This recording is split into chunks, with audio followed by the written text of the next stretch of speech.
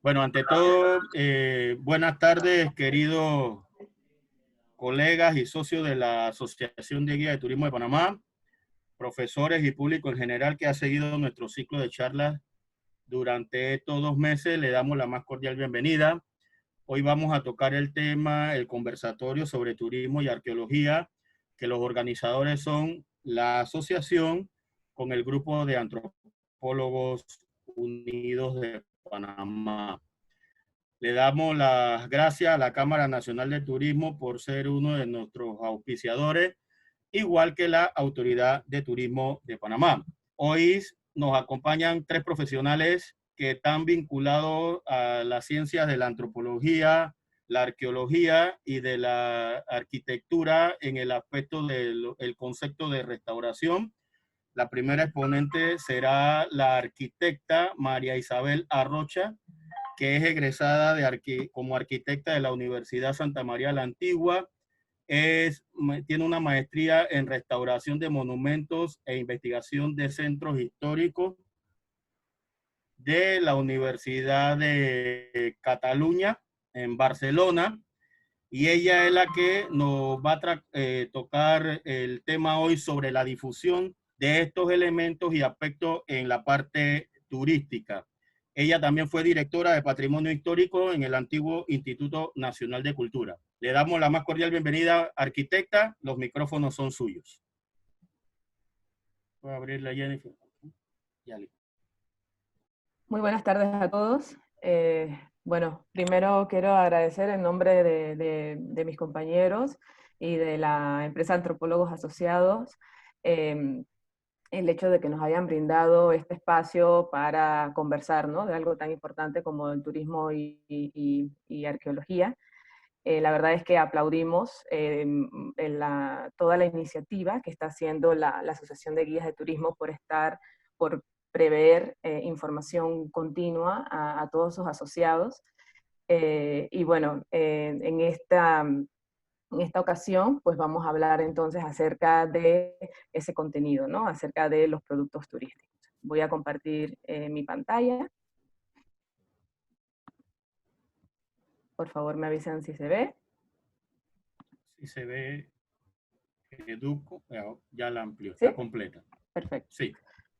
Bueno, queremos presentarles este proyecto que estamos haciendo con este grupo multidisciplinario de profesionales que estamos trabajando para la empresa Antropólogos y Asociados, que se llama EDUCO, ¿no? Este EDUCO viene de las palabras educación continua que ha surgido en vista de un análisis de la situación actual que estamos viviendo, ¿no? Además de pandemia, de todo el tema vamos a decir, de ese acceso rápido a la información. También viendo que continuamente nosotros estamos manejando contenido, ¿no? Las redes sociales y esta democratización de la información ha hecho que nosotros estemos ávidos de una información instantánea, una información como que siempre hay alguien que quiere tener la última, ¿no? El último tweet, y luego de eso nosotros lo que empezamos a ver es qué tipo de información es la que estamos generando, ¿no? ¿Qué tipo de información es la que estamos manejando?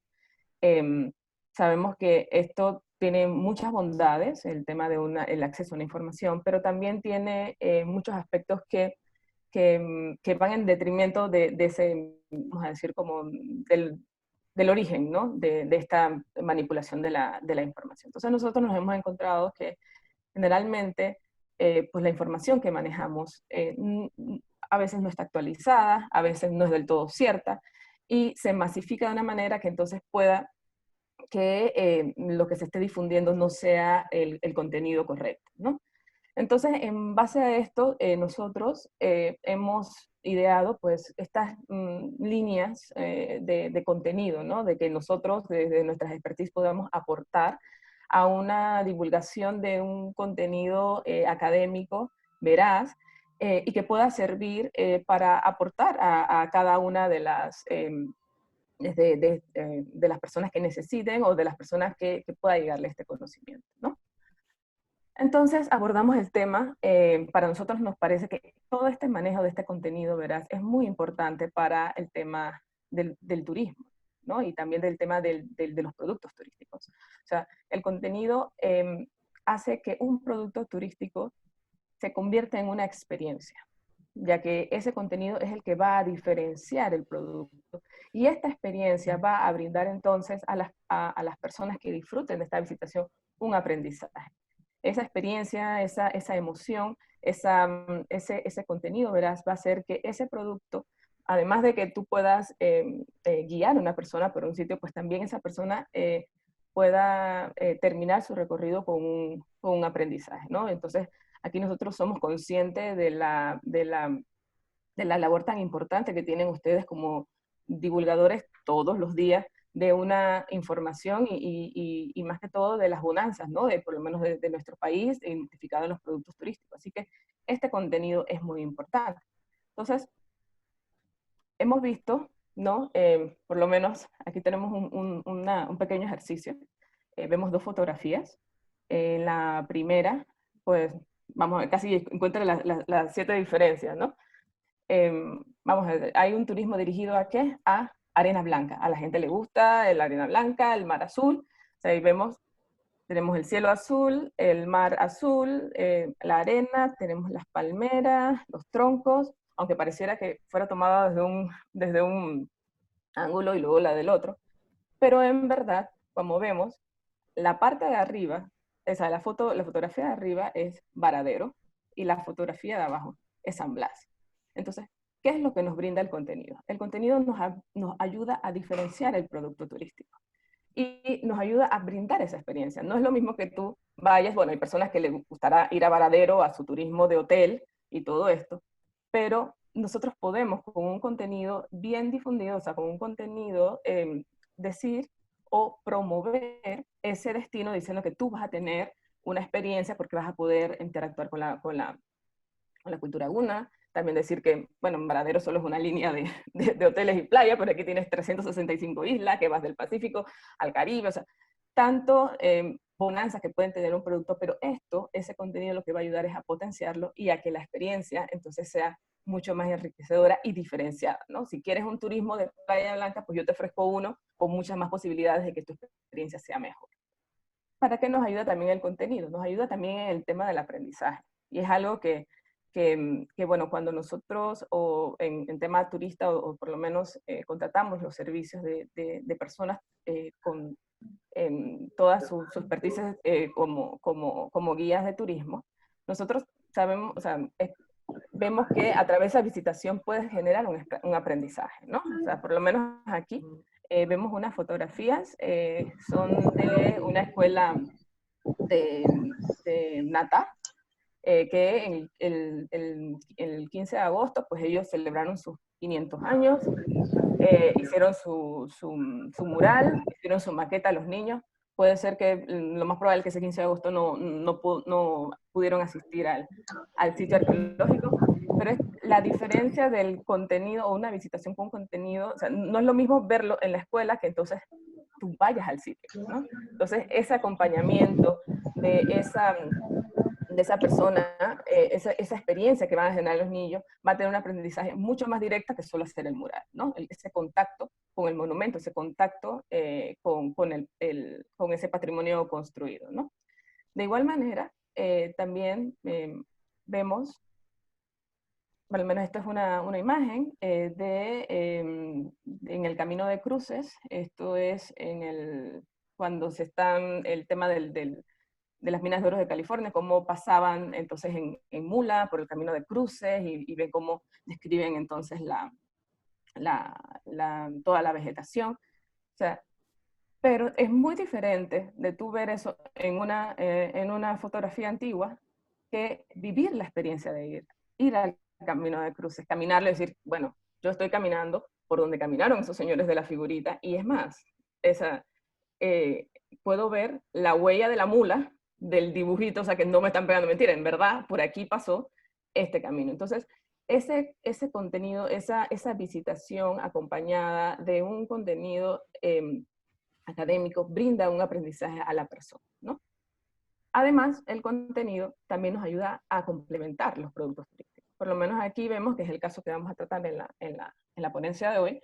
vamos a tratar nata, pero por lo menos cuando tú pasas por nata, o sea, todos sabemos que nata es importante. Nata es importante, nata de los caballeros, bueno, ahora va a cumplir 500 años, no le voy a robar la charla a mi compañera que ahora va a hablar de nata, pero cuando tú pasas por nata, tú dices, o sea, yo tengo que pasar, y tengo que ir a ver la iglesia, y sé que la iglesia es importante, y que es colonial, y que tiene, bueno, podemos hablar de ese patrimonio colonial construido, que tiene un altar marroquínesco policromado, y, o sea, tú puedes hablar de esto, pero te quedas en esa parte, y el contenido lo que nos va a ayudar, y por lo menos el contenido de esta charla que estamos teniendo ahora, nos va a ayudar a complementar este producto turístico, porque vamos a hablar en este recorrido, en esta presentación, de ese nata prehispánico, ¿no? Y de toda esa información que no está tan divulgada. Entonces, esto es algo que también nos complementa, ¿no?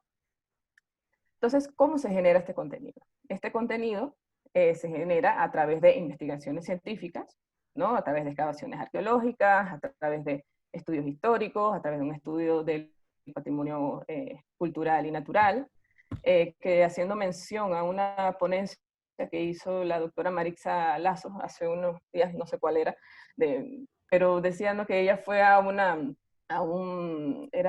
como una festividad en la costa de Colón, y que entonces ella como historiadora veía como una parte como que se fue a ver a las personas que estaban ahí, entender la historia de esa festividad, y otra compañera suya veía era como un producto turístico. O sea, este contenido, el contenido se genera un equipo diverso de profesionales, ¿no? Por lo menos aquí en las imágenes estamos viendo, nosotros desarrollamos estudios en Camino Real y en Camino de Cruces, pero ahí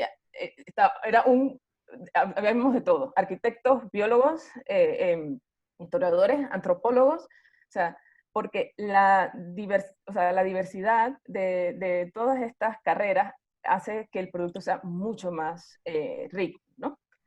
Entonces, el contenido, nosotros, como digo, puede venir a través de investigaciones científicas o también a través de la sabiduría popular, que es algo muy importante. Por lo menos, como a través de costumbres, tradiciones, a la derecha podemos ver la fotografía, es de uno de mis mejores amigos, Melvin Espino, que bueno, su abuela, la Ley Espino, fue la segunda reina de la Mejorana, y ella escribe en ese manuscrito: "Cómo recuerdo mis antepasados, por eso vivo sus costumbres y tradiciones". Entonces, este material es algo que va a ayudar, o sea, que contribuye a ese contenido de ese producto, ¿no? Entonces, ese contenido, ¿cómo se divulga? Se divulga a través de libros, por lo menos de exposiciones museográficas, a través de audiovisuales, a través de ponencias como esta, a través de redes sociales, para que esto puede llegar entonces a profesores, estudiantes, público general, y en este caso, pues, a un turista, a un visitante Demos un permisito, María. sí. Jennifer, alguien está rayando la pantalla.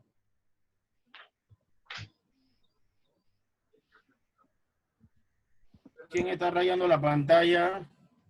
Lo estoy buscando.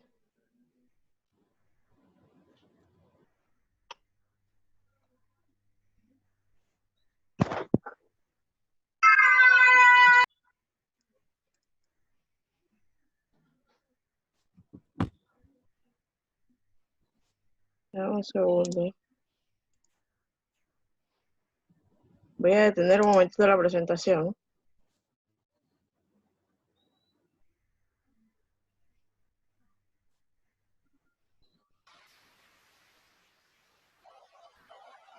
Voy a salir para ver si será. Ok, puedes compartirlo nuevamente, María. Ya retirar los dos que estaban activando sus micrófonos. Porque no sé si seré yo Sí, que habré tocado algo. sí, Voy a salir y luego nuevamente entro.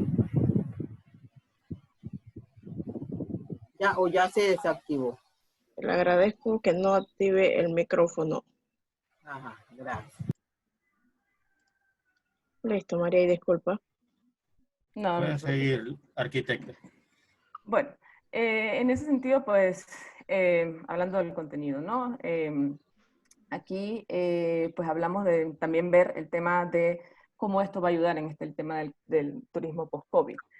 Y es que aquí he hecho un pequeño barrido del patrimonio cultural, vamos a decir que es más común en cada uno de los pueblos, en las iglesias, en el centro de las plazas. O sea, lo ponemos con el objetivo de que en este nuevo turismo nacional, pues el contenido de cada uno es quien va a diferenciar cada una de las riquezas de cada una de las áreas, por lo cual el manejo de esa diferenciación, ¿no? de ese contenido de cada uno, va a hacer que las personas vayan eligiendo cuál es la experiencia que quieren vivir en cada uno de estos sitios.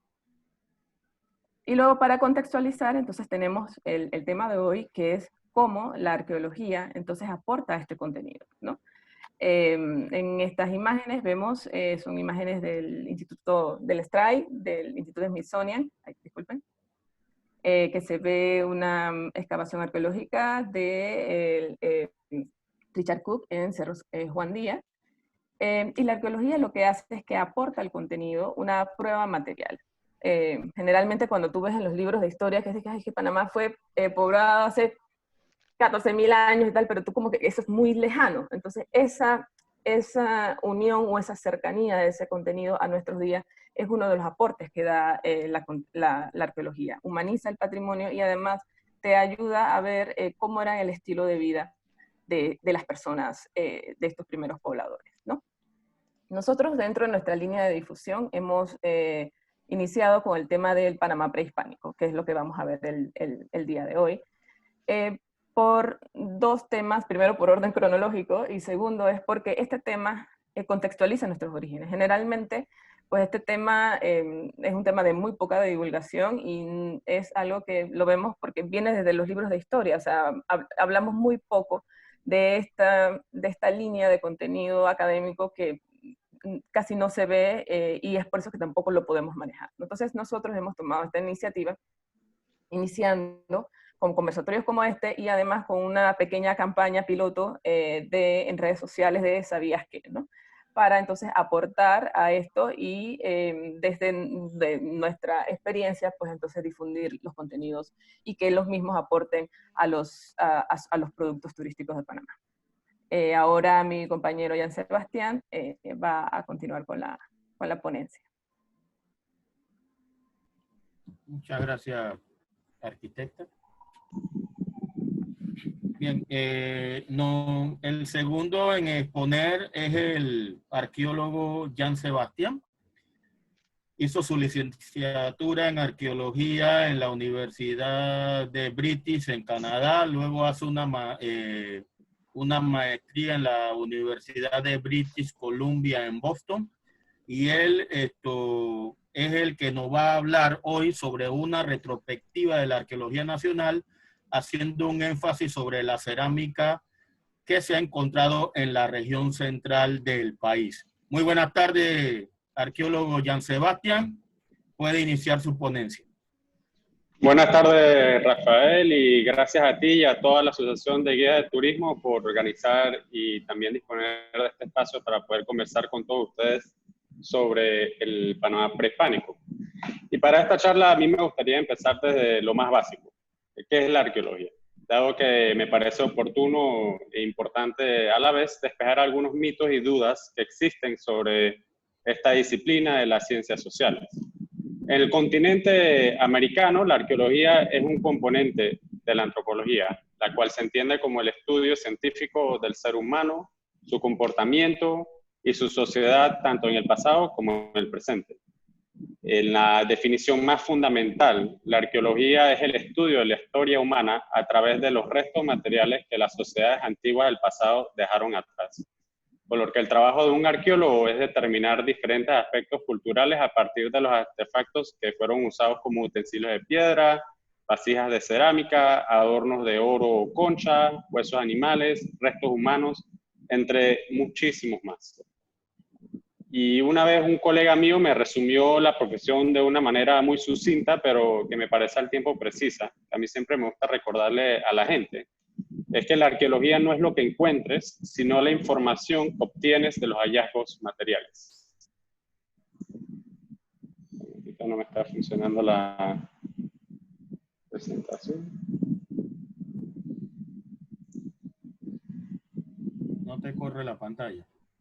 No, un momentito, a ver qué es lo que está pasando. Voy a iniciar nuevamente la presentación.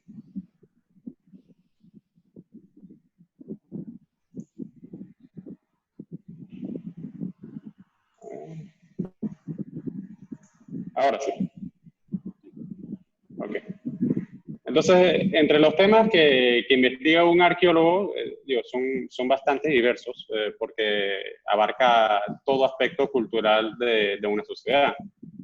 Solamente para hacer una lista bien corta, estos podrían ser los tipos de alimentos que consumía una población, cómo edificaban sus viviendas, dónde construían sus asentamientos, cómo se relacionaba un grupo con otro vecino, qué objetos fabricaban y de qué tipo, qué ritos funerarios practicaban, cuáles eran los diseños artísticos que representaban en sus artesanías y esto qué podría significar.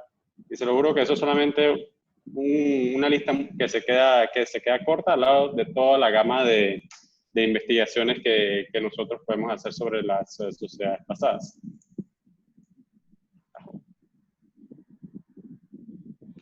En Panamá, y bueno, debo ser franco con ustedes, la situación de la arqueología no es la ideal, dado que son muy escasas las instituciones académicas locales, y en las que incluyen museos que realizan estudios arqueológicos y difunden sus resultados.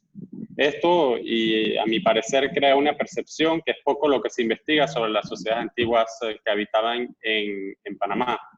Pero lo cierto es que cada año se publican múltiples investigaciones arqueológicas sobre Panamá en revistas científicas, principalmente, y en libros también. Por lo que me parece importante enfatizar que la historia en Panamá está constantemente actualizándose. Ahora, y esto es un mea culpa que hago como arqueólogo, nosotros no somos muy buenos divulgando ni la información existente ni la más reciente. Por lo que nuestras investigaciones no suelen llegar al público general, el cual, según mi propia experiencia, es muy receptivo a estos temas. Pero lo cierto es que la información sí existe, es abundante, y aunque la percepción pueda pintar un panorama distinto, el periodo prehispánico de Panamá ha sido el más estudiado por los arqueólogos. La época prehispánica se le conoce al periodo de ocupación humana que abarca desde la llegada de los primeros seres humanos al istmo hace aproximadamente 14.000 años atrás y culminó casi súbitamente con la conquista española hace poco más de 500 años. Para que tengan una idea, esto quiere decir que la época prehispánica comprende más del 95% de la historia de Panamá, pero me atrevo a decir que no recibe ni el 5% de atención en las aulas escolares. Personalmente, una de las razones por la cual yo decidí ser arqueólogo fue justamente porque la época prehispánica en los libros de historia que yo leí en secundaria estaba resumida en aproximadamente 2 páginas y no exagero. Y yo cuando vi eso, la verdad que yo sentí como que ahí tenía como una misión para poder cambiar eso. Pero afortunadamente estos textos educativos no reflejan la realidad y es que existen muchos datos sobre la arqueología prehispánica en Panamá. En la tabla que tienen en la pantalla, esa es los diferentes periodos que los arqueólogos pues hemos consensuado que se dividían los eventos más grandes de la historia prehispánica. Y van desde el poblamiento del istmo hasta cuando comenzaron a adoptar estos primeros pobladores la agricultura, y después cuando comenzaron a adoptar las cerámicas y todas las expresiones artísticas que vinieron con la cerámica, y ya pasamos ya cuando comenzaron a crear aldeas más nucleadas y comenzaron a diversificarse culturalmente y diferenciarse más claramente de las áreas culturales en Panamá, y ya por último el periodo de los cacicazgos, que es el que probablemente muchos están más familiares aquí en Panamá.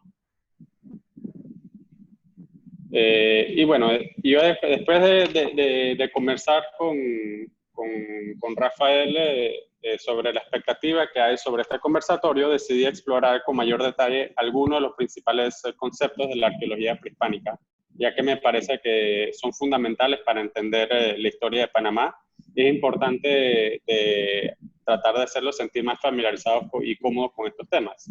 Mi enfoque será principalmente en lo que yo me especializo como arqueólogo, que es el estudio de la cerámica, y les hablaré un poco sobre qué información nos puede dar las sociedades que produjeron y usaron estos objetos, y cómo los arqueólogos panameños clasifican las cerámicas en Panamá, particularmente la del área central.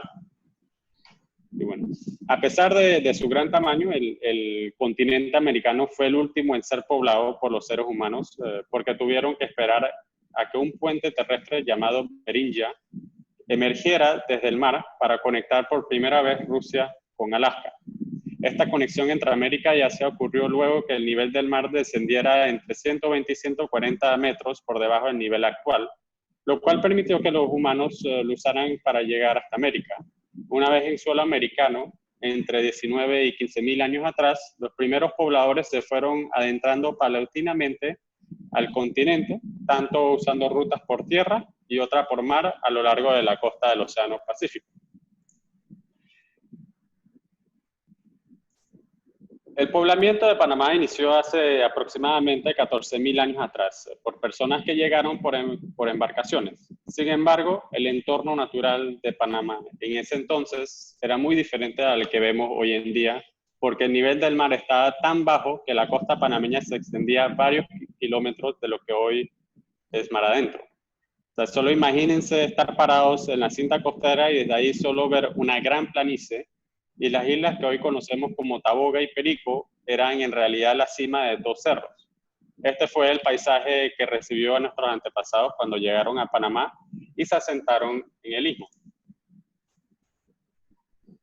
A medida que transcurrieron los siglos, desde la llegada de los primeros pobladores, las poblaciones fueron aislándose y diversificándose culturalmente, por lo que cada grupo fue desarrollando costumbres y hasta lenguajes distintos a las de sus vecinos, y como consecuencia emergieron regiones culturales en Panamá, con fronteras bastante claras. Una región cultural, que es un concepto que usamos bastante en la arqueología y en la antropología cultural también, es un territorio cuyos habitantes comparten varios rasgos culturales entre sí, los cuales pueden ser el lenguaje, la religión, las costumbres, un esquema de organización social, entre muchos otros. Lo fundamental es que dicho conjunto de rasgos, al mismo tiempo que agrupaba las poblaciones de un área, también servía para diferenciarla de sus vecinos, por lo que se puede limitar las fronteras culturales de este territorio, las cuales, dicho sean de paso, no eran estéticas y podían modificarse a medida que transcurría el tiempo. En la arqueología, el concepto de regiones culturales ayuda a organizar las distintas poblaciones humanas en territorios físicos para definir los rasgos representativos de cada una de las culturas que en ella habitaban. En el Panamá prehispánico, el consenso actual entre los arqueólogos es que al momento que los españoles colonizaron el istmo, habían tres regiones culturales denominadas Gran Chiriquí, Gran Coclé y Gran Darién. El Gran Chiriquí comprendía entre el río Tarazará en Veraguas hasta la región central de Costa Rica. El territorio de Gran Coclé se extendía por ambas vertientes del istmo, desde Chame hasta el río Tarazará en Veraguas. Y de esta zona proceden los restos de cerámicas más antiguos y las aldeas más grandes en Panamá. Y por último, el Gran Darién abarca desde el río Indio y Chame hasta el Golfo de Urabá, en Colombia. Y sus habitantes hablaban una lengua franca denominada la lengua de Cueva, mencionado muy a menudo por los cronistas españoles en múltiples ocasiones.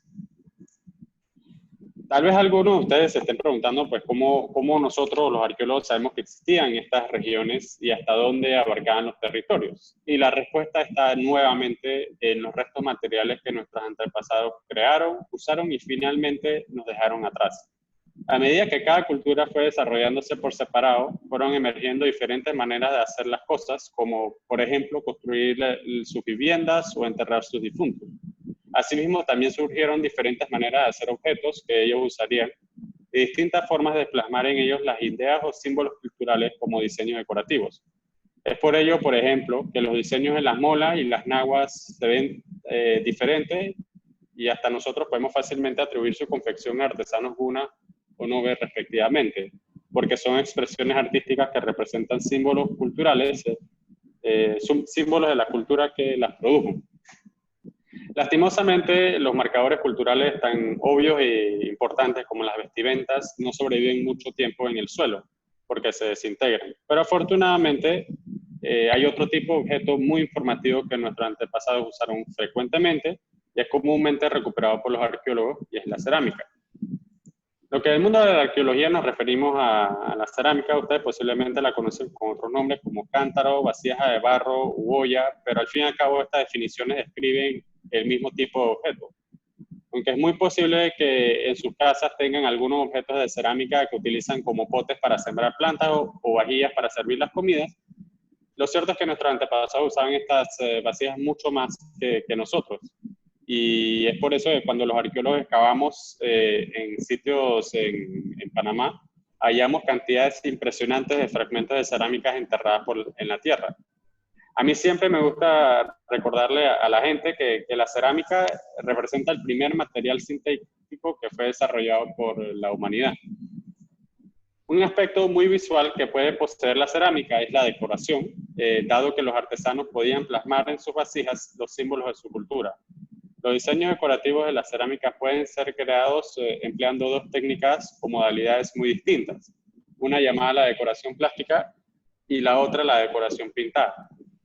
La decoración plástica es una técnica en la que se altera la textura de la superficie de la vasija por medio de la adición o sustracción de materia para elaborar los diseños decorativos. Dentro de este tipo de decoración existen varias modalidades como la incisión, que consiste en trazar diseños mediante el uso de herramientas punzocortantes, o la impresión, que consiste en apretar un instrumento que molde la superficie de la vasija para dejar una marca o una huella. Por el otro lado, la decoración pintada es una técnica que supone la alteración de colores por medio de la aplicación de pigmentos sobre la superficie de una vasija con diseños diversos.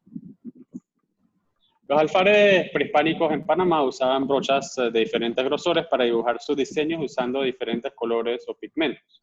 Estos pigmentos eran obtenidos de una variedad de fuentes inorgánicas como los minerales, ya que al cocer las vasijas de barro en altas temperaturas se quema cualquier tipo de material orgánico, incluyendo los colorantes de origen vegetal.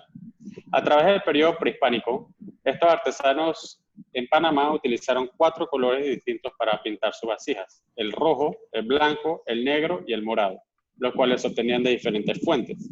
El rojo y el blanco, por ejemplo, provenían de la arcilla, la cual queda pulverizada y mojada hasta que se queda lo suficientemente viscosa para ser aplicada en la vasija. El negro posiblemente proviene del carbón mineral, el cual también debía ser molido y mojado para ser aplicado en las vasijas. Y lastimosamente hasta el día de hoy todavía no sabemos el color morado de dónde proviene. Y como pueden apreciar, una de las grandes diferencias entre las vasijas cerámicas entre las regiones del Gran Coclé y del Gran Darién es que los artesanos de las mismas decidieron aplicar diferentes técnicas de decoración en sus vasijas. Por un lado, las cerámicas del Gran Darién se caracterizan por el uso de decoración plástica sobre la superficie de las vasijas mediante la modalidad de la incisión, el pastillaje y el modelado. Y por el otro lado, la cerámica del Gran Coclé se caracteriza por sus superficies pintadas, usando una variedad de diseños y colores que fueron cambiando a medida que transcurrían los siglos. Aunque desafortunadamente es poco lo que se conoce sobre la cerámica del Gran Darién, dado que esta área ha sido hasta el momento poco estudiada, los estudios arqueológicos en el Gran Coclé han podido reconstruir una secuencia involutiva de la producción y decoración de la cerámica, cuya tradición duró casi 4.500 años. Y ahora brevemente les voy a explicar un concepto muy utilizado en la arqueología y es el de los estilos cerámicos. Este se refiere a patrones decorativos que consisten en una combinación específica de ciertos colores y tipos de diseños que caracterizan un conjunto decorativo. A medida que los artesanos van cambiando la cantidad de colores que utilizaban o los tipos de diseños que plasmaban, se considera que esto representa un nuevo estilo. En el Gran Coclé se han identificado un total de 8 estilos decorativos que abarcan desde mediados del primer milenio hasta la conquista española de la región central de Panamá. En torno al año de 500 antes de Cristo se añadieron las decoraciones plásticas y la pintura negra. Hacia 250 después de Cristo, los colores rojos y blancos se añadieron a la cerámica. Esta variabilidad cerámica eclosionó alrededor de 500 después de Cristo con el estilo conocido como el cubitá. El color púrpura fue introducido posteriormente con el denominado estilo Conte, que desapareció 400 años después, al surgir otra tipología cerámica conocida como la parita. En el momento de la llegada de los europeos, se destacaban en el istmo los estilos denominados el Atillo y Mendoza. A pesar de las diferencias culturales que había entre los habitantes de cada región cultural en Panamá, esto no fue impedimento para que las poblaciones estuvieran en contacto e inclusive intercambiaban los objetos que ellos fabricaban. El trueque era una parte integral de las sociedades antiguas en Panamá y de las redes de intercambios que existieron en esa época prehispánica eran extensivas y hasta traspasaron las fronteras actuales. Por ejemplo, en México, en uno de los cenotes de Chichén Itzá, que fueron utilizados por los mayas, fueron hallados objetos de oro que habían sido producidos en Panamá. Asimismo, en Bocas del Toro existe un sitio arqueológico llamado Bocas del Drago, en el que se han recuperado vasijas de cerámica que fueron producidas en Costa Rica, Nicaragua. Podemos decir que desde mucho antes de la construcción del ferrocarril o el canal, Panamá fue un lugar de encuentro para muchas personas de regiones distantes. Y ya para concluir, así como también existió el trueque de objetos durante la época prehispánica, la evidencia arqueológica sugiere que en el Golfo de Panamá hubo un claro intercambio de ideas entre los habitantes del Gran Coclé y del Gran Darién. Este intercambio se dio de distintas formas, pero una de las más claras está en los motivos decorativos de la cerámica. Una de estas fue la adaptación de ciertos de los diseños que aparecen en las cerámicas de Gran Coclé, en la vasija del Gran Darién, usando distintas modalidades de decoración plástica. Entre 700 y 1000 después de Cristo, cuando el estilo Conte estaba en su apogeo, a los artesanos del Gran Darién parece haberles gustado mucho algunos de los diseños de la cerámica que era producida en Coclé y comienzan a incorporarlos a sus vasijas. Lo verdaderamente fascinante fue que en vez de pintar dichos diseños, como lo hacían sus colegas artesanos en Coclé, ellos incorporaron estos diseños y aplicaron la técnica decorativa que los caracterizaba, que eran las incisiones, los modelados y el pastillaje. Esta cerámica constituye uno de los mejores ejemplos del contacto entre las poblaciones en ambos márgenes del Golfo, con Panamá Viejo prácticamente en el centro y las islas como punto intermedio por el mar. Muchas gracias. Muchísimas gracias, Jan, por tu ponencia. Una buena retrospectiva de lo que es la cerámica nacional en el concepto arqueológico de la región central. Así que muy agradecido. Bueno, seguimos con nuestra tercer expositor, que en este caso es la Magíster Guillermina de Gracia. La misma es egresada de la Universidad Nacional de Panamá como antropóloga. Luego va a estudiar una maestría de museología en la Universidad de Valladolid y complementa un doctorado o una doctoranda de la Sociedad y Cultura de la Universidad de Barcelona.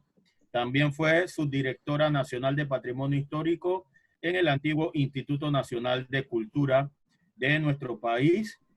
Y ella va a hablarnos sobre lo que es la importancia de la educación patrimonial. Muy buenas tardes, Guillermina. Los micrófonos son tuyos. Buenas tardes, licenciado Rafael. Buenas tardes, compañeros y compañeras del grupo de la Asociación de Turismo de Panamá. La verdad que para nosotros, desde Antropólogos Asociados, es un placer poder compartir con ustedes los avances de nuestras investigaciones y de los trabajos multidisciplinarios que hemos realizado durante estos años, y espero que sea una de muchos lugares donde podamos encontrarnos.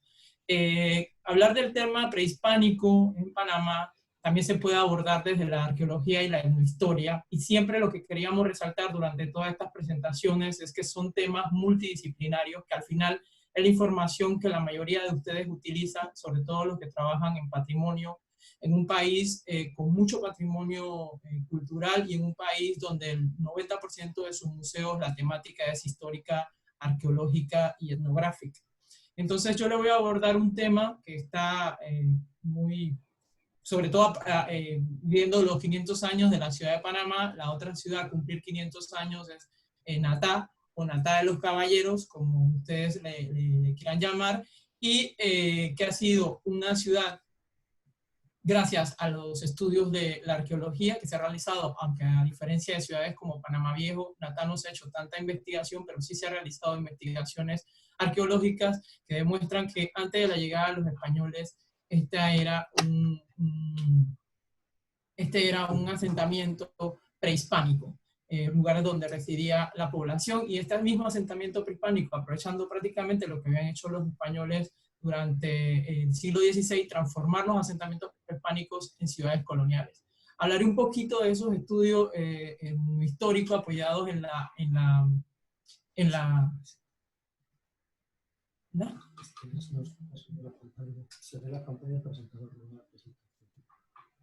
¿Se ve la presentación? ¿Hola? Sí, pero no se ve completa en la pantalla. Tendrías que Creo ampliar que la es imagen. porque tienes las dos pantallas. Ok. Voy a dejar de presentarlo. Exacto. A ver. Bueno. Voy a dejar de presentar. Creo que se congeló ¿Se congeló? ¿Hola? Sí, con mi nombre. Sí, Hola. pareciera que se te congeló. Te estamos escuchando, Guillermina. Tendrías que volver a abrir la presentación. Sí, estoy tratando de volver a abrir la presentación. Voy a tratar. Si me dan unos minutos, por favor. Tranquila, te espera.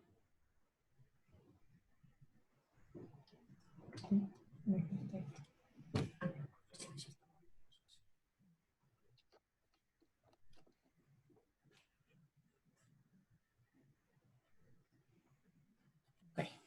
Creo que no estoy pudiendo solucionar los problemas técnicos.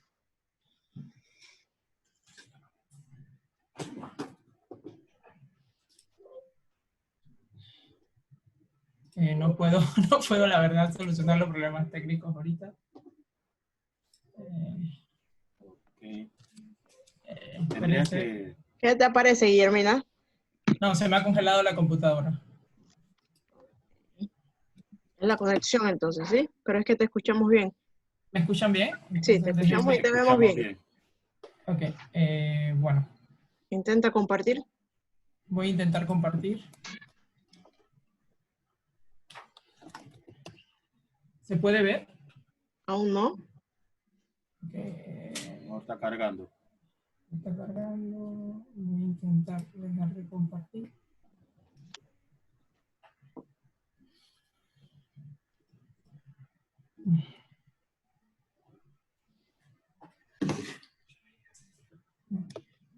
¿Es muy grande la presentación? Voy a desconectar. Que se te congeló. Vamos, puedes salir y volver a entrar, Guillermina. Voy a intentarlo. Ajá, desconecta y Jennifer te deja entrar nuevamente. Ok.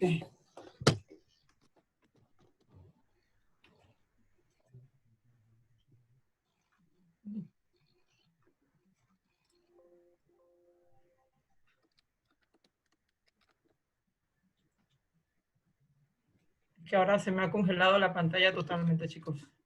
Ok, ¿tienes manera de enviar la presentación por correo y la pasamos por acá? Y solo me dice el siguiente y listo. Déjame ver si puedo. Es que no puedo entrar a la conexión. Okay. Voy a intentar salir.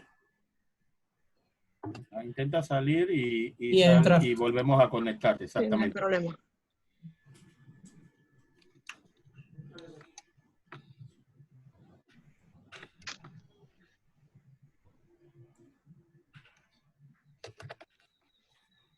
Bien,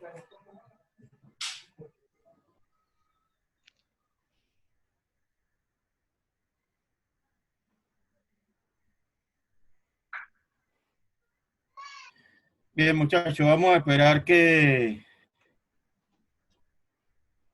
Ok, vamos a adelantar las preguntas. Hay dos preguntas que van ligadas al arqueólogo Jan Sebastián. Entonces vamos mientras que Guillermina se conecta, ir retroalimentando. Me consulta la colega Maylin Samaniego que si las piezas cerámicas pierden su coloración en contacto con el exterior. Esa es una pregunta, porque tiene dos en una. Que si las piezas cerámicas pierden su coloración en contacto con el exterior. Sí, las piezas con decoración plástica no, pero las piezas pintadas podrían. No siempre, eso depende de varios factores. Uno siendo el suelo en que están enterradas. Si es un suelo muy acídico, ese suelo puede prácticamente comerse toda la superficie de la cerámica, incluyendo la pintura. Y también otro de los factores es que también se fabricó la cerámica. Hay algunas cerámicas que no las preparan bien y la pintura no termina de adherirse. Entonces, cuando uno uno recupera la cerámica de la tierra, la comienza a lavar, se le puede comenzar a irse la pintura. Y bueno, uno simplemente tiene que ser bien cuidadoso en el laboratorio. A mí me ha tocado lavar cerámicas hasta con esponja, poquito a poquito, para que no se le vayan los colores que tienen ahí. Bueno, va ligada al último ejemplo que acabas de colocar la siguiente pregunta. ¿Se necesita algún tratamiento especial para la conservación de las cerámicas? Sí, o sea, el primer paso siempre es una buena limpieza y secado de la cerámica una vez extraída del suelo. Y si usualmente nosotros desafortunadamente no encontramos las piezas, estas piezas inclusive las que muestran en museos, por lo general no están enteras, sino son muchos tiestos o fragmentos que están destruidas. O sea, está completamente fragmentada y ahí sí requiere como una intervención un poco más invasiva, fuerte, para poderla restaurar y estabilizar para devolverla a la forma en que estaba antes. Muchísimas gracias por la respuesta. Consulta el colega Edelmis Andrades. ¿Por qué cuando extraen piezas de una excavación no la regresan a la provincia, al distrito o corregimiento al cual pertenece, después de hacer los estudios? Bueno, esto es básicamente por la manera en que el patrimonio histórico la oficina, está constituido aquí en Panamá. Es algo muy centralizado y todo termina, o sea, las oficinas de la Dirección Nacional de Patrimonio Histórico están en Panamá y todo termina ahí. Al menos de que haya algún museo o algún lugar que las pida por exhibición, digamos que los depósitos están en la ciudad de Panamá porque no hay en otras provincias, porque simplemente es una institución centralizada. Listo. Bueno, ahí de acuerdo a la última parte de la respuesta, le das respuesta a las otras dos preguntas que él manifestaba, que sabían que eso empobrece al interior y sí, o sea, sigue enriqueciendo la ciudad y además se debilitan las raíces de las comunidades. sí, mira, yo encuentro que eso es de vuelta volvemos al problema de la difusión y la divulgación, o sea, y esto es uno de los problemas que tenemos, es que no hay muchos lugares, espacios donde se puedan exhibir estas piezas, porque lo cierto es que tampoco es para, o sea, tiene que haber un lugar adecuado para su depósito. Y también tiene que haber un lugar mucho más adecuado para su exhibición. Y lastimosamente, y es algo que yo pienso que no solamente el Ministerio de Cultura, sino yo creo que la ATP debería invertir en comenzar a crear centros de investigación o inclusive museos en el interior para comenzar a crear esos espacios donde esas piezas que se extraen de esas excavaciones en Azuero, en Coclé, vuelvan de vuelta allá y se expongan ahí para que la gente pues tenga acceso a ellas. Eso sí me parece que es una tarea que está pendiente desde hace mucho tiempo. O sea, hay muy pocos museos en la ciudad de Panamá y en el interior tampoco hay, digamos, el suficiente espacio para la cantidad de piezas que hay ahorita mismo almacenadas en la ciudad de Panamá que han sido extraídas de esos sitios arqueológicos fuera de la ciudad. Listo. Bueno, te agradecemos, Jan, la respuesta a estas interrogantes. Ya Guillermina se conectó, así que vamos a seguir con la exposición de ella y regresamos al final a responder las preguntas que tengan los chicos para cada uno de ustedes. Te agradecemos la gentileza para compensar el tiempo mientras que Guillermina daba solución a sus problemas técnicos. A la hora. Bienvenida, Guillermina, nuevamente. Perdonen, chicos y chicas, Tranquilo. La verdad que ha sido problemas es técnicos. Tecnología. Es tecnología. Sí. Y tecnología que practicamos esta tarde. Bueno, entonces le estaba hablando del abordaje que nosotros hacemos desde la historia y del patrimonio a través de la educación patrimonial, haciendo estudios complementarios, y vamos a hablar en este momento del caso de Natá. De ese asentamiento indígena que, como bien comentaba Jan Sebastián, se ha tenido estudios arqueológicos de esa zona, porque Natá casualmente está ubicada dentro del área arqueológica conocida como el Gran Coclé. Y esa ciudad que fue multifacética, la llegada de los españoles, ¿cómo las conocemos también aparte de la arqueología, ¿no? ¿Cómo conocemos que Natá es un asentamiento prehispánico y cómo conocemos su trabajo, sus funciones a partir de mayo de 1522, que es cuando se funda?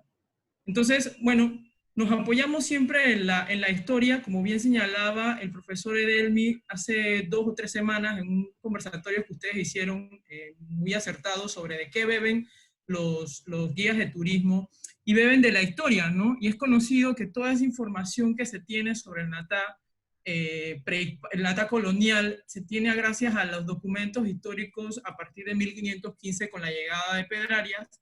Con la llegada de Pedrarias a Santa María la Antigua del Darién, primera ciudad fundada en este territorio, y que lo acompañaron a él. Sabemos efectivamente que ciertos datos aportados por los cronistas son informaciones que hay que tomarlas con pincel, y la historiografía ha hecho durante muchísimos años una purga de esa información, pero sabemos también que personas como Pascual de Andagoya, Gaspar de Espinosa, Fernández de Oviedo acompañaron a Pedrarias en esta gran expedición de 2000 hombres que se asentaron en el Darién en junio de 1514. Entonces, la información con que contamos es de primera mano, o lo que se conoce en historiografía como fuente primaria, para poder interpretar esos primeros momentos de la invasión. Sabemos, gracias a la expedición de Gaspar de Espinosa a partir de 1515, cómo eran esos cacicazgos y cómo se fue trasladando esa conquista y colonización hacia la parte central del Istmo. Cómo la hueste de Espinosa fue cartografiando y nos fue dejando estos mapas, ¿sí? La cartografía de cómo eran los grupos y de esa población que menciona Jan Sebastián a partir de hace unos 1500 años atrás, que eran sociedades organizadas en cacicazgos, que tenían intercambios en ellos mismos, que los mismos españoles escriben que tenían diferentes idiomas, que enterraban a sus difuntos. Oviedo tiene varios pasajes donde dice que muchas veces para poder sacar oro desenterraban los entierros de las poblaciones indígenas, y que hay que decir de la inscripción que hace Gaspar de Espinosa en 1509 de la muerte del cacique Ataranta o París, o como la historiografía llega a llamar. Lo que sí se sabe es que gracias al aporte de la arqueología y de la historia y la historia, que Panamá era un país, un territorio, un istmo, en ese momento, poblado, según Oviedo, por 2 millones de personas, pero los historiadores como Alfredo Castillero dice que había unos 250.000, y Richard Cook dice que entre 250.000 a 350.000.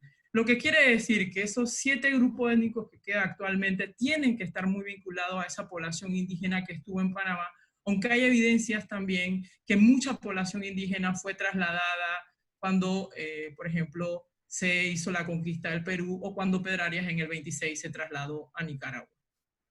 Pero volvamos a Natá. Después de las conclusiones hechas por Gaspar de Espinosa, que era una provincia pequeña, pero fértil y muy talentosa y muy aparejada, la crónica exacta de la descripción de Gaspar de Espinosa, que recordemos era el alcalde mayor que acompañaba a Pedrarias, pasa por decir que se quedó él y su hueste de casi 100 personas comiendo 4 meses y que esa población organizada, que hoy sabemos que es el cacique Natá, se escapó a las montañas de Cerrozuela y tenía dentro de sus despensas comida, tenía excedente, una organización con excedentes de un cacique, hace también unas descripciones del pueblo y hace descripciones que nos permiten hablar de ese mismo momento del contacto durante la población española. Pero también ayuda en ese estudio multifacético, ese mapa que ustedes ven es un mapa realizado por el doctor Tejera Davy, arquitectos, y ahorita más adelante hablaremos un poco sobre él,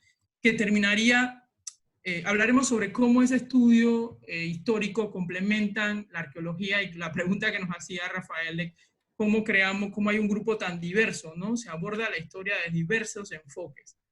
Y la máxima a partir del siglo XVI era: quien no poblare no hará buena conquista, y solo haciendo buena conquista se dominará el territorio. Entonces la ciudad fue el instrumento más efectivo de dominación española. Y en el caso de Panamá podemos estudiar ese primer momento de las ciudades. O sea, ciudades muy tempranas como Panamá la Vieja, Panamá la Vieja, Acla, que ya desaparecía, o Santa María la Antigua, ya desaparecía, pero en el caso de Natá tiene evidencias de poblamiento continuo no solo de hace 500 años, sino de hace 1000 años. O sea, hay gente viviendo en el territorio de Natá desde hace 1500 años, esta ciudad que está próxima a cumplir. ¿Cómo sabemos esto? Bueno, para la historiografía es muy interesante que Natá tiene 2 traslados del acta de fundación. Un primer traslado que se encuentra en el Archivo de Indias en Sevilla, encontrado por el doctor Castillero Calvo en el año de 1972, justo como les dije anteriormente, aprovechando esas conmemoraciones, que en Panamá siempre hay un bus de las conmemoraciones, y en 1972 Natá cumplió 450 años, y se celebró con bombos, se hizo muchas publicaciones, y entre de ellas fue al estudio que hizo el doctor Castillero Calvo sobre su encuentro del traslado del acta de fundación, que es un acta que se encuentra en un pleito que tiene la Villa de los Santos con Natá por territorios de limitación. El pleito se cierra cuando Natá adjunta su acta de fundación y reafirma que había sido una ciudad fundada antes que la Villa de los Santos. Hay otra transcripción del mismo acta en el archivo el Archivo General de Bogotá, el Archivo Nacional de Colombia. Obviamente, por nuestra relación con Colombia, en ese archivo reposan documentos de Panamá que no han sido trasladados, y de ese tema podríamos hablar mucho más adelante, pero es interesante que esta documentación señala por qué se hacen los traslados, que también reafirma lo que dice Jean Sebastián. Un país como Panamá, donde todo se destruye, y el encabezado del traslado dice: se hace este traslado porque se ha comenzado a comer el comején, el libro del Cabildo. Entonces era necesario, y de toda la información que la ciudad necesitó o dijo que tenía que preservar, preservó el acta de fundación. Y el acta se siguió haciendo otra transcripción, se sabe, de momento que hay 2, pero quizás probablemente se pudieron haber hecho más.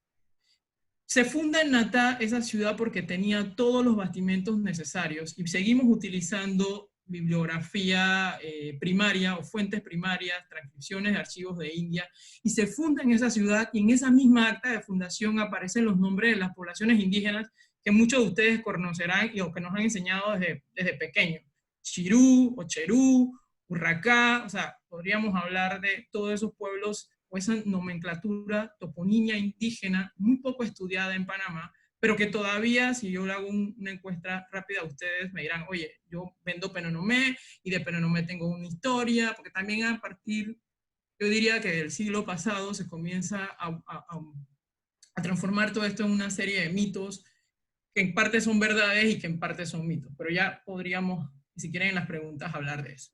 Lo que sí tenemos claro es que para 1526, cuando Pedrarias se va a Nicaragua, deja fundada casi 4 ciudades.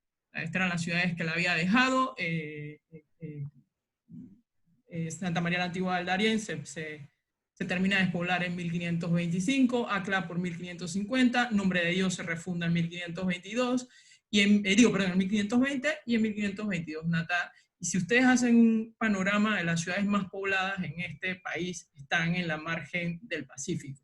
Es un dato interesante que nos viene de la colonia. La otra ciudad más fundada es Colón, pero bueno, Colón es una ciudad del siglo XIX y con una función específica durante el rollo transísmico del país. ¿Ok?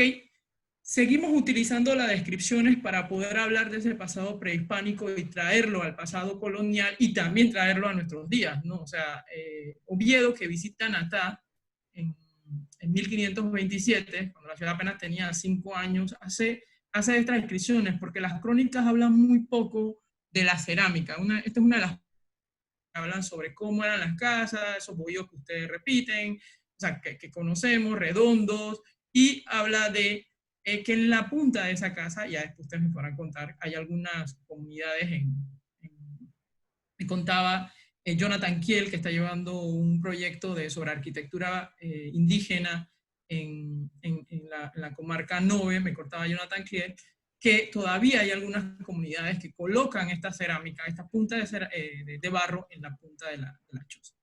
¿Okay? Natá se funda porque había experiencia, Natá se funda porque había necesidad de progresar a las otras ciudades, Natá se funda con un proyecto de expansión establecido por Pedrarias desde el momento que llegó en 1514 para difundir para difundir las ordenanzas que tenían.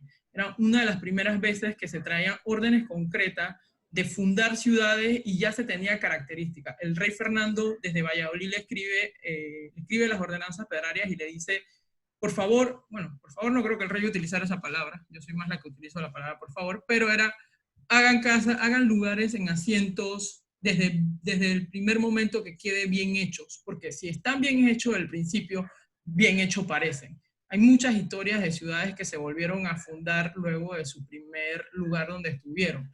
Siempre se nos habla que la población, o siempre se nos está transmitiendo que la población indígena era un poco pasiva.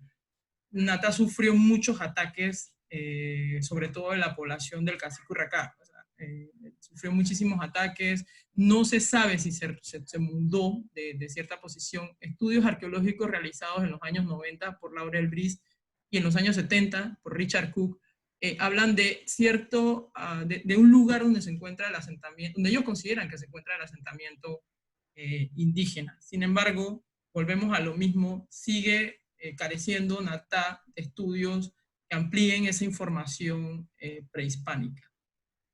Obviamente, lo más importante, recuerden que la dominación española estuvo basada en la corona y en la iglesia, así que el señalamiento de la iglesia y el nombre del santo está bien registrado en el acta de fundación. Miren este plano es sumamente importante porque aquí es donde volvemos a hablar del trabajo multidisciplinario. A través de la transcripción realizada por el doctor Castillero Calvo, el arquitecto Eduardo Tejera Davis hace una recreación o una interpretación de cómo sería, según el acta de fundación, porque aunque el acta de fundación dice adjuntamos un plano, cómo sería las primeras manzanas y la distribución de los solares a principios en el año de 1522 de Natá.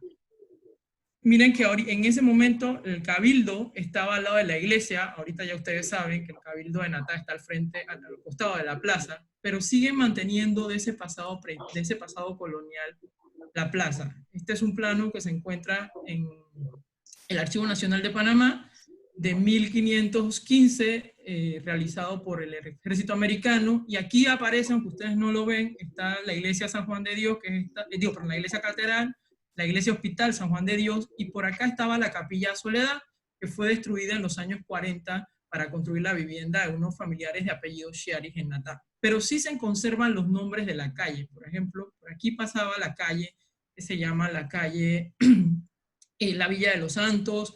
Esta que ven aquí es la calle de los Indios. Todavía existe esa nomenclatura y sigue reproduciendo ciertos nombres que dejaron dentro del acta de fundación. bueno, es la iglesia hospital de San Juan de Dios. Natá, al igual que Portobelo y al igual que Panamá Viejo, tenían una iglesia hospital. Esta es una foto de la iglesia de los años 50. Y ahora hablaremos, para ir cerrando un poco, a través de qué se conoce de la cartografía. Pero la cartografía también es un instrumento que nos puede dar información para enriquecer nuestras investigaciones, ¿no? Entonces, el primer plano de Teodoro Bry, de 1594, donde aparece Natá. A principios del 17, la corona manda a hacer a Herrera y Tordesillas, un cronista y un cartógrafo, a describir todos los pueblos de América, y aquí también aparece ya Natá, ya se puede ver Panamá Viejo, Santa Fe, y los pueblos que se comenzaron a realizar a partir de 1558, cuando se quita la encomienda. Este es el único plano que yo tengo, que yo he encontrado, con el nombre de la Natá de los Caballeros. No hay fuente primaria, sobre todo en las fuentes, sí hay fuentes primarias, pero no hay fuente legal que hable de que la ciudad llegó a un nombre de Natá de los Caballeros, a que la ciudad se llamase Natá de los Caballeros, pero me gustaría hablar con ustedes sobre esos mitos en cuanto a cuándo aparece esa historia de que la ciudad fue repoblada a finales del 16 con 100 caballeros hidalgos. De ese momento histórico no hay. Yo tengo mis propias interpretaciones como investigadora, pero podríamos conversarlo un poquito más adelante. Y esto es lo que ahorita queda de Natá. O sea, esa plaza ha sido modificada desde... Yo tengo registrada en el siglo XX 4 veces, ha sido cambiada de nombre otras veces, y esto es prácticamente lo que ustedes venden o conocemos de Natá, o transmitimos siempre de Natá, olvidándonos esos 1000 años que tuvo antes de la llegada de los españoles. Muchísimas gracias, y siento de verdad todo el enredo con el problema técnico. No te preocupes, Guillermina, suele pasar, estamos en reinvención y reinserción. La nueva normalidad que no... En la nueva normalidad, y así que durante la pandemia esto es ensayo y error con las redes sociales y estos sistemas para capacitarnos, así que tranquila por esa parte. Muchísimas gracias. Bueno, de nada, la orden. Bien, agradecido con ustedes, las ponencias excelentes de cada uno, la retrospectiva muy bien manejada. Creo que ya podemos tener otras ideas, otras perspectivas de la importancia de la ciencia social, en este caso la arqueología como la antropología, que son elementos importantes para las investigaciones históricas sobre nuestro patrimonio. Entonces, esto creo que es lo que se ha resaltado aquí.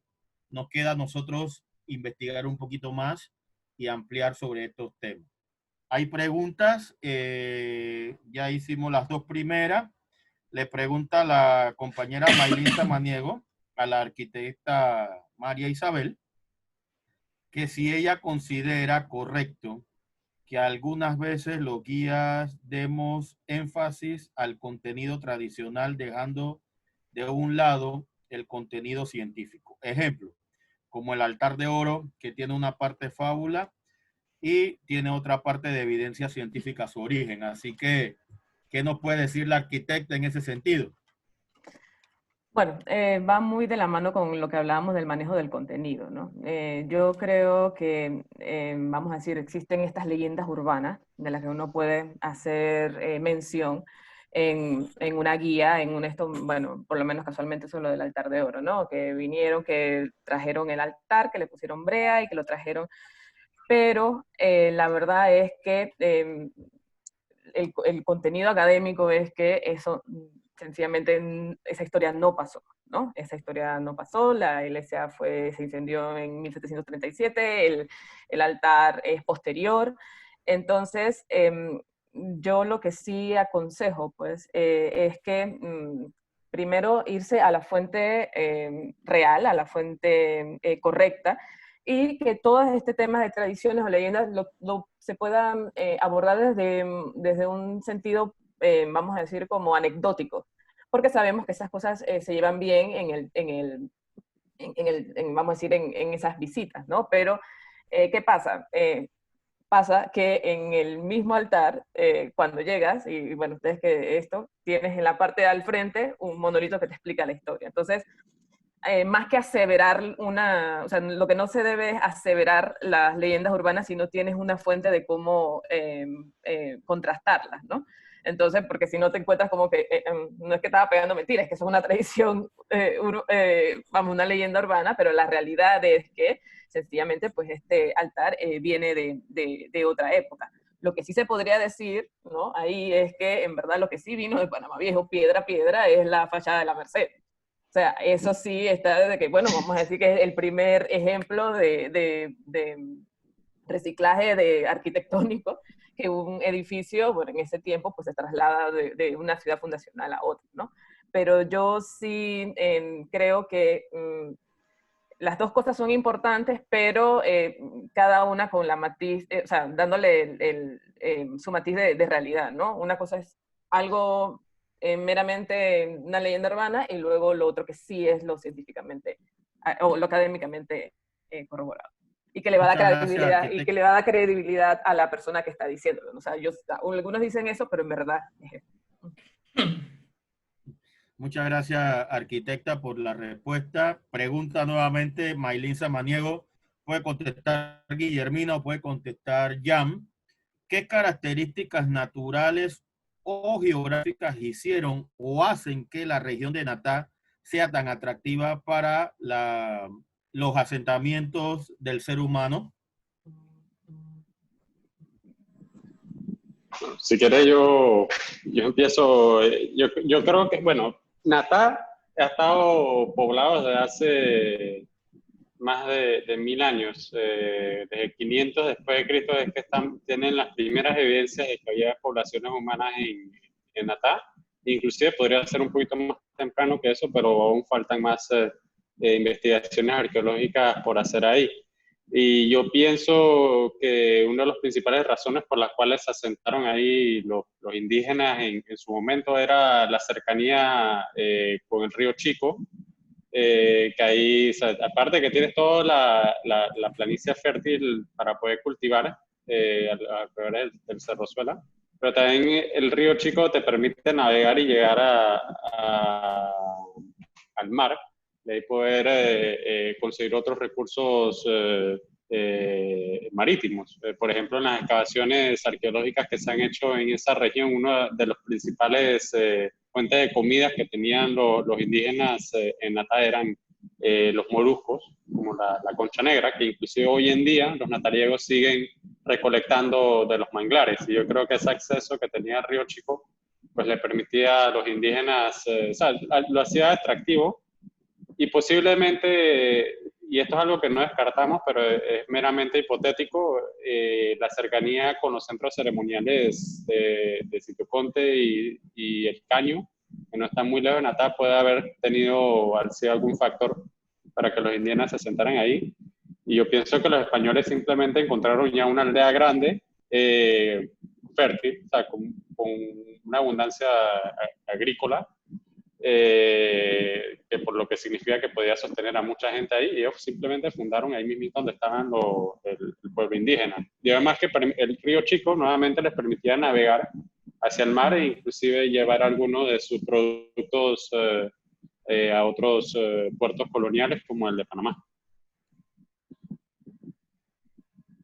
Sí, las descripciones de la época colonial hablan desde que el Chirú, la parte de esa que también los arqueólogos utilizan para hablar de la región del Gran Darién, hasta Natá eran sabanas fértiles que también fue aprovechada por los españoles para introducir ganado. Y también después, primero en Natá y después en la Villa de los Santos a partir de 1569, ¿no?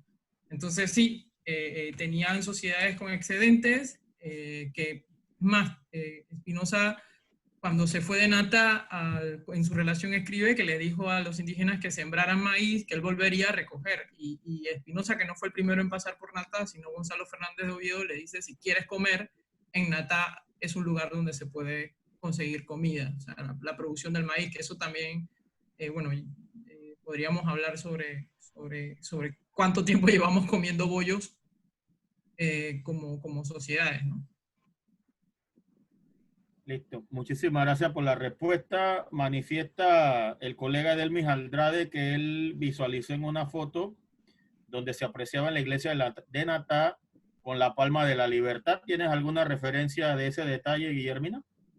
Sí, hay muchas fotografías de Natá con estas palmas al frente, al lado. No sé si tiene que ver con lo de la palma de libertad. También hay historias sobre, son a veces palmas reales o palmas que quedaban de ahí. No me atrevo a decirle la calificación, pero como les digo, tanto la iglesia, que creo que tiene que ver cuando se declaró un monumento nacional, todo este tipo de árboles alteran las raíces y o pueden caer encima de la iglesia y todo eso se fue. Yo creo que más que estético es una cuestión de restauración. Se fueron quitando y sobre todo todas las palmas que tenían. Tengo fotos de la iglesia de Natá de 1912 hasta el año pasado y sobre todo de la plaza. Recordemos que es importante dentro de lo colonial que tiene Natá, lo único que le queda es su traza, o sea, su plaza, lo que decían los españoles, los tres poderes en el mismo lugar, que es la iglesia, el pueblo y la alcaldía, ¿no? Entonces, Natá sigue manteniendo eso, como otros pueblos, ¿no? Pero de Natá es una evidencia colonial. Listo. Manifiesta el señor Juan Antonio de la Guardia, el presidente de la asociación, que él tiene entendido que Natá se funda en parte para servir de granero de la ciudad de Panamá la Vieja. Eso sí, en las crónicas escritas se manifiesta que ese era el gran granero de la ciudad. Y sí, que existía un granero auxiliar en la mitad del camino, que es el de San José de Vique. Sí, se puede decir que Natá se funda como granero de la ciudad, pero no solo eran ciudades, sobre todo las ciudades de principios, eran ciudades multifacéticas. O sea, no se puede decir que solo era granero. Natá sirvió de frontera contra los indígenas, sirvió de paso, como bien señala Jean Sebastián, tenía 3 ríos, tenía el grande, el chico y el caño, muy cerca. Se podía acceder tanto por mar a Panamá Viejo, porque había 30 leguas, unos 150 kilómetros aproximadamente, que todavía está. Ese dato nos sirve para seguir diciendo que Natá está donde fue fundada. Los españoles hablan de que estaba a 30 leguas de Panamá Viejo. Una legua tiene 4.5 kilómetros, así que son aproximadamente 150 leguas, ¿no? Que podría decirse la distancia que de Panamá a Natá. Entonces tenía muy buena conexión y podían sacar los productos. Pero sobre todo también podías meter nuevos productos. En el caso de puercos, ganado, que esa era también la intención, ¿no? Listo. Muchísimas gracias, Guillermina, por el responder, al igual que el arqueólogo Jean Sebastián. La señora Emma Gómez nos da un comentario. Felicitaciones a los expositores y a los organizadores por promover estos foros de alto nivel. Muchísimas gracias a usted por sus palabras y por estar con nosotros. Manifiesta el colega Benicio Wilson. Me gustó mucho cómo Guillermina hace el uso de la palabra invasión. ¿Cuáles son otros términos que pudiésemos cambiar para que hagamos nuestras presentaciones más correctas políticamente? O sea, me refiero políticamente que utilizar los términos correctos en el campo de nosotros los científicos sociales, pues lo que hemos estudiado ciencias sociales, antropología, arqueología. Me imagino que va por esa vertiente la pregunta de él. Bueno, los que me conocen saben que yo soy muy poco políticamente correcta. Gracias, Emma, por acompañarnos. Siempre es nuestro fans, así que gracias, Emma. Se está utilizando desde hace muchísimos años el término invasión, porque es el término que en la historiografía está manejando. Ya casi ningún historiador utiliza, o muy pocos historiadores utilizan el término descubrimiento, y eso se está dejando de usar, y si lo usan, lo utilizan entre comillas, para ser políticamente correcto. Entonces, y eso tiene que ver a partir de la celebración de los 500 años, cuando hubo todo un congreso y un replanteamiento de cómo utilizar los nombres, sobre todo hablar de ese momento que cambió la historia del mundo, ¿no? La llegada de los europeos a América. Entonces, yo utilizo el término invasión, otros utilizan el término contacto, otros utilizan el término descubrimiento, entre comillas. pero yo creo que no hay que tener miedo a utilizar el término invasión, porque muchos pueblos han sido invadidos. Es más, ellos mismos comentaban que había guerras entre comunidades indígenas. No sé, o sea, eso ha sido parte de la historia de los seres humanos, ¿no? No sé si Jan Sebastián quiere. Muchísimas gracias. ¿Ampliar algo? Yo lo único sobre la pregunta. yo lo único que ampliaría es que por lo menos en la arqueología ya un término que se ha sacado de uso es el término contacto, y se usa más conquista o colonización o invasión también, porque el término contacto como que minimiza la violencia con lo cual sucedió la invasión de los españoles a territorio, y los ingleses, los portugueses, los europeos en general al territorio americano. Ya por lo menos en la arqueología, tal vez hace 40 años, contacto se siguió usando para inclusive hablar de la arqueología colonial, pero ya no. Listo. Muchísimas gracias por la respuesta de ambos. Aquí hay una pregunta que dicen que es para los tres, pero yo pienso que va más ligada a la arquitecta. ¿Qué sabe sobre el por qué las iglesias tienen la puerta principal en diferentes puntos sin importar por dónde sale el sol? El Bueno, en realidad las iglesias deberían de estar orientadas oeste-este, ¿no? Que es parte del canon de cómo se construye. Lo que sé es que por lo menos una de las que no tiene esa orientación es la catedral en Panamá Viejo, pero en verdad deberían de seguir ese mismo tipo de orientación. Okay. ¿Alguien de los otros dos panelistas, si alguno tiene algún aporte a la respuesta? No. Bien. Pregunta Marcial Montero. ¿Qué canales de comunicación podemos utilizar para realizar consultas arqueológicas en el futuro? Bueno, más arriba yo puse la página web de los arqueólogos. Arqueólogos lo tengo anotado por aquí, ya se los leo, que lo puse en el chat más arriba para no equivocarme. Antropólogos.net, www.antropólogos.net, y ahí puede ser uno de los canales de comunicación, Marcial, para las consultas sobre las ciencias que hemos tocado hoy. Pregunta Benicio Wilson. La pregunta es para el arqueólogo Jan. Si vemos o encontramos algo en el este del país, Darién o Chepo, por ejemplo, ¿qué tipo de información debemos recabar para que los arqueólogos pudieran decidir si vale la pena ir o no al sitio? Bueno, yo pienso, para ir a visitar un sitio no requiere de nada aparte del permiso del dueño del terreno, y bueno, si quiere, también en la página que acaba de dar Rafael, nos puedes poner en contacto con nosotros, ahí está el correo de la empresa, y si quieres podemos hablar un poquito más en detalle de eso, pero eso no necesitas nada para traer un arqueólogo al sitio y que te haga, pero ya si quieres hacer una evaluación, ya es otro tema que se tendría que profundizar con el arqueólogo que quieras hacer. Pero si quieres, nosotros te podemos dar un poquito más orientación. Sí, también una de las cosas que habría que ver es que las excavaciones no se dan solo por excavar. O sea, sencillamente, pues si tú tienes pues avistas en tu terreno, en tu esto que tienes algún tipo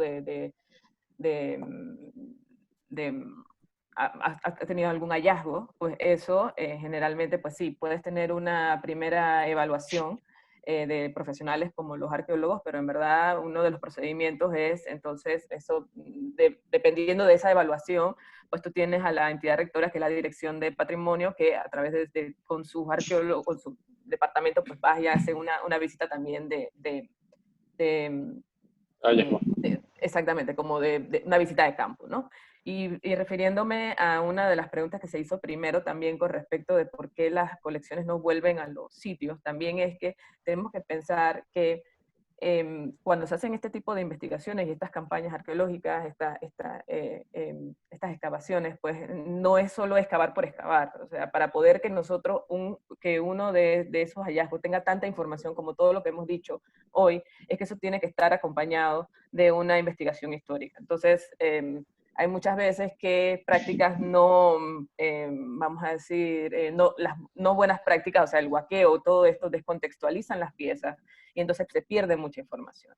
Entonces lo suyo es, y estoy totalmente de acuerdo con el compañero que dijo que esas colecciones deben de volver a su sitio de origen porque esa es parte del contenido que hace que los sitios tengan cada uno sus características, ¿no?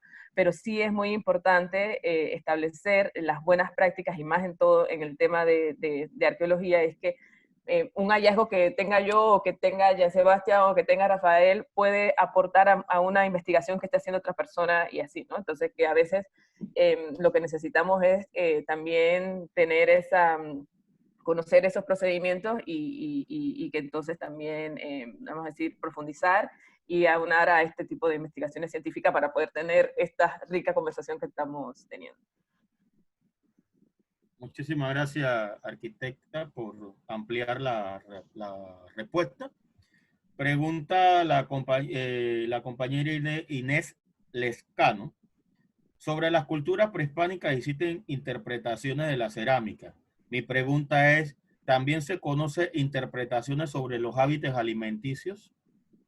Bueno, de la cerámica uno puede averiguar múltiples facetas de la cultura de las personas que la usaron y la usaron y la descartaron al fin y al cabo.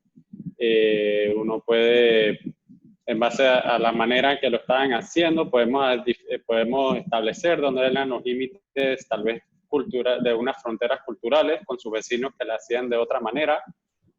También podemos tratar de interpretar la simbología que hay en las cerámicas, pero ya eso es como, sin información escrita, yo sí tengo que admitir que es un poco más difícil a llegar a información, digamos, completamente veraz sobre el significado que tenía para las personas que la fabricaron.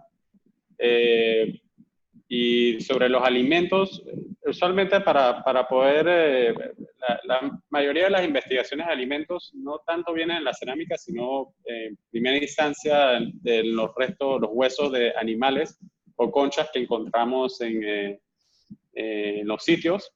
Pero también existen análisis microscópicos que se pueden hacer a algunas vasijas de cerámica y particularmente a las herramientas de piedra que eran usadas para procesar alimentos, como cuchillos, por nombrar uno, o hachas. De ahí pueden dejar rastros de almidones de los alimentos que estaban, lo que estaban usando o consumiendo o cortando. Y eso, más que nada, de vegetales, como maíces, yucas y otros tipos de raíces. Esos análisis también se le hacen a la cerámica y a las herramientas de piedra para poder determinar los hábitos alimenticios que tenían algunas de las poblaciones prehispánicas. Y en Panamá varía mucho, o sea, las comunidades más costeras explotaban más los recursos marinos que las comunidades que estaban más en tierra firme. Así que depende mucho del sitio, de qué tipo de dieta tenía el grupo, depende mucho del sitio de que estemos hablando. Listo. Muchas gracias, Jan. Le pregunta a usted el compañero Eliseo Jackson que en el caño existe una alineación de piedras, algunas con forma de figura, los mismos existen en otros países. ¿Existe alguna relación arqueológica con estas culturas indígenas a razón de estos monolitos que hay en el caño? Bueno, todo el área de Panamá, o sea, el país entero, parte de Costa Rica y parte de Colombia forman parte de una área cultural que se llama el área Istmo Colombiano, que lo que quiere decir que ahí habitaban o sea, había una diversidad de culturas, pero que tenían ciertos patrones en común entre sí. los cuales y que descendían de una población que se asentó, o sea, hace miles de años en Panamá y se fue expandiendo desde ahí a Costa Rica y a Colombia. No sé qué sitios exactamente, pero sí podría haber alguna relación con regiones cercanas. En el área del Caño, aunque ya no está, porque eso fue destruido desafortunadamente en los 70, había una calzada de piedra de canto rodado que se asemeja mucho a algunas que se han encontrado, creo que en el área del Diquís en Costa Rica. Aunque igual, nuevamente esto es algo hipotético, pero sí podría haber alguna relación, o sea, en la manera, en los centros ceremoniales de uno con lo otro. Y sí existe evidencia genética, evidencia arqueológica que indica que había cierta relación entre las culturas de estos tres países, especialmente ya en la etapa formativa, o sea, estamos hablando de hace 10.000 años atrás. Y a medida que iba pasando el tiempo se iban diversificando un poquito más culturalmente, pero compartían la misma descendencia. Así que esa posibilidad dentro del ariaísmo colombiana sí cabe, pero requiere de mayor investigación. Y yo creo que algunos arqueólogos ya lo han propuesto esa relación entre estos grupos y estos vínculos, pero todavía no se ha determinado algo, digamos, muy concluyente, como para decir que sí o no, para dar una respuesta de sí o no. Pero yo creo que definitivamente es una posibilidad. Listo. Muchísimas gracias, arqueólogo. Pregunta el señor Juan Antonio de la Guardia que si queda algo visible de lo que hubo en las cuevas de los ladrones en el Cerro Guacamaya. De las excavaciones yo no pensaría que no. La verdad es que no estoy muy seguro, pero sí, yo pensaría que no, de esas excavaciones no. Listo, importante. Manifiesta la señora Emma Gómez que Panamá se prepara para recabar información para su informe periódico del PCI ante la UNESCO. La opinión de la sociedad civil, las empresas y organizaciones son importantes. ¿Estarían dispuestos a participar para ver qué temas transversales se podría aportar para el patrimonio cultural inmaterial en el PCI? Puede responder Guillermina o la arquitecta. Marisabel. Bueno, yo creo que sí, o sea, siempre estamos dispuestos a trabajar en temas de patrimonio cultural en general, y sí, pero nosotros, volvemos a decimos, no somos fundación, somos una empresa. Esto está parte de la sociedad civil, pero con mucho gusto colaboramos en proyectos que tengan en los cuales podamos aportar. Marisabel. ¿Le puedo abrir el micrófono? No, está bien, secundo a Guillermina, claro, y como sabes, Emma, estamos dispuestos a colaborar en lo que se necesite, y más sabemos que estos informes también necesitan todo el material para poder aportar, ¿no?, al informe de UNESCO. Listo. Muchísimas gracias a los expositores por las respuestas. Le dejo a cada uno un espacio para que de su ponencia nos den una lección aprendida a los que expusieron hoy, para que los muchachos tengan esa idea y puedan pues seguir investigando y desarrollando sobre estos temas tocados en la tarde de hoy. Empezamos con usted, arquitecto. Sí, primero nuevamente darles las gracias por este espacio y darles las gracias a los que han estado participando en esta conferencia. Y bueno, a ver, de nosotros nos queda que este acercamiento que ustedes han hecho con este tipo de conferencias, que la asociación los apoye, que ustedes puedan aportar con un contenido veraz a cada uno de los sitios y los productos turísticos donde ustedes llevan a los turistas y a los visitantes, dice mucho de ustedes. Continúen formándose. Y bueno, nosotros estamos aquí para lo que necesiten, siempre dispuestos a divulgar la información y para apoyarlos. Reconocemos el trabajo tan importante que ustedes hacen cada día, de poder hacer que a través de su profesión, pues los visitantes que vienen a Panamá se van con algo de Panamá gracias a ustedes. Así que, pues nada, aquí estamos para lo que ustedes necesiten y de nuevo muchas gracias a la asociación y a todos los participantes.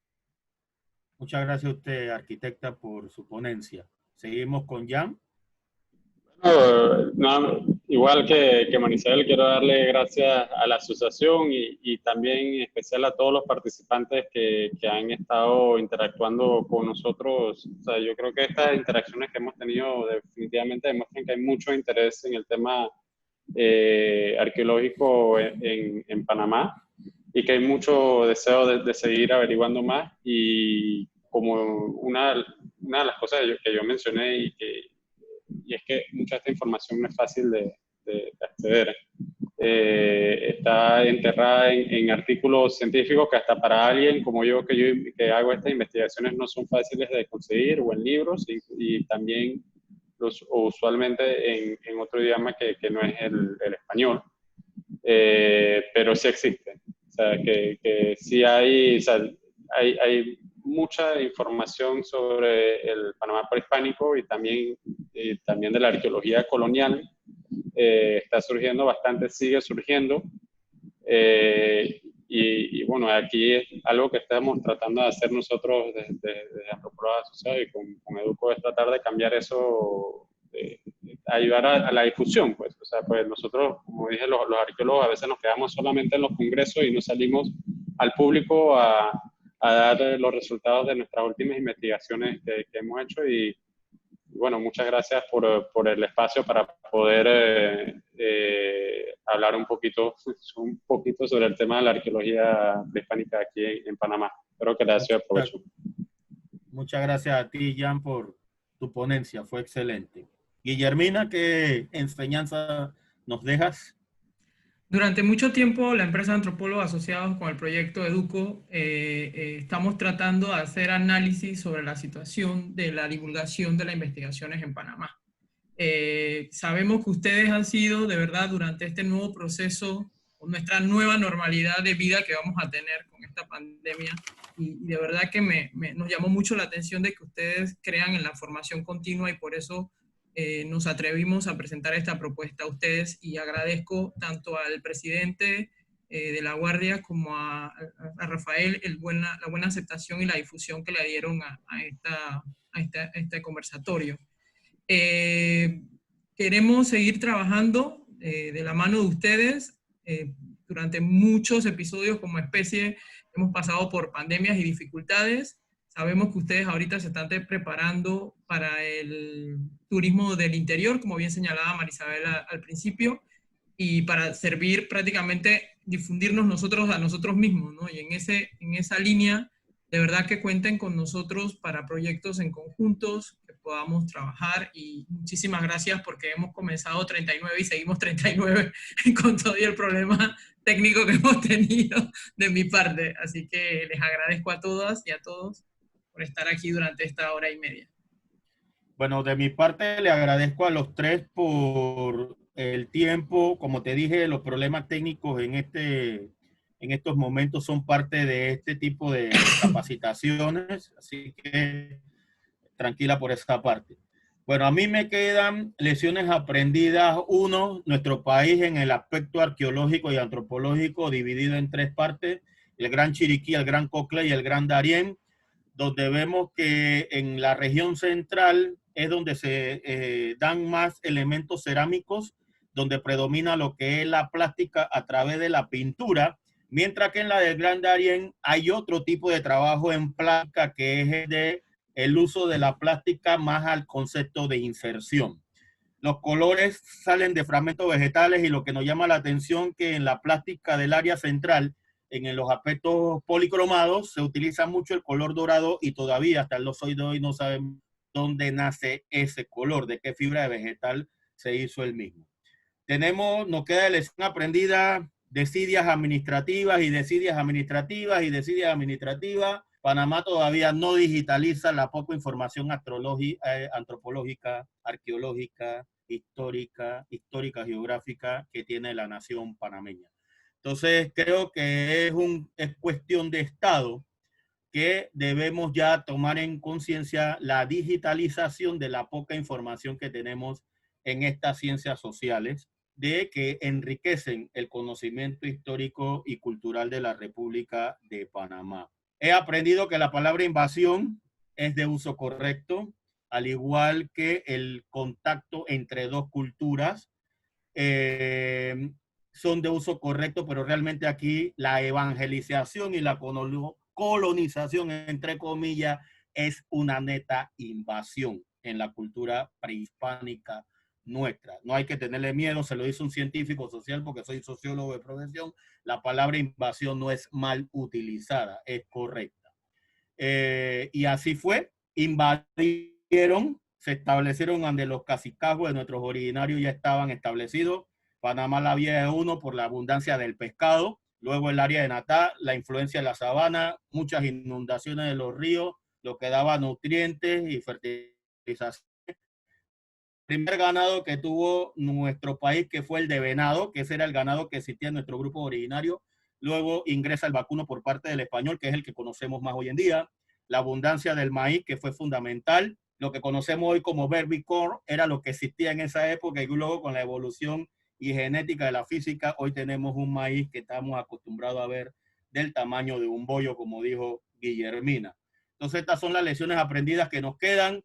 Le agradezco a ustedes los 39 mantenerse hasta el final, las preguntas de muy alto nivel.